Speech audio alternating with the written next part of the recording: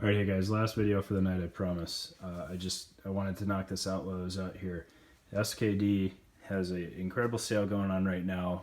They say they're trying to free up some warehouse space, so check them out. They've got a bunch of products that you've got to add to the cart to see the price, so I won't spill the beans there and potentially get them in any trouble.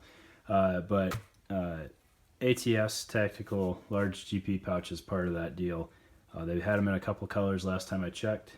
I don't know if that's changed since then, but they're at a pretty incredible price right now. So looking at this thing, 6 columns by 3 rows, pretty standard sizing for a large GP.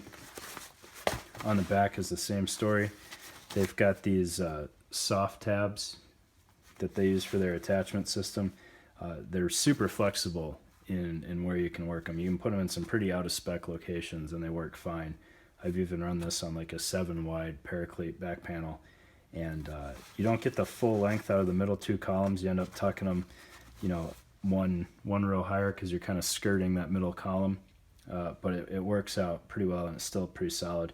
And if you're worried about it at all, 2 zip ties will tighten that right up. It's got the 2 tabs on the outside, not that that really matters. Dual zipper pull, so if you had this up high, you could theoretically run it as a bladder pouch. Looking at the inside, you've got a mesh pocket on what is the outer face that runs the full length with nothing else going on in there. And then you've got a flapped pocket on the back face with a Velcro closure.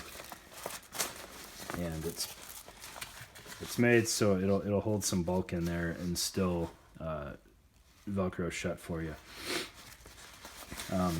Pretty simple pouch, but a lot of these bigger pouches, you don't get any coverage on what's on the inside, and that might be the deal breaker for you based on what your needs are.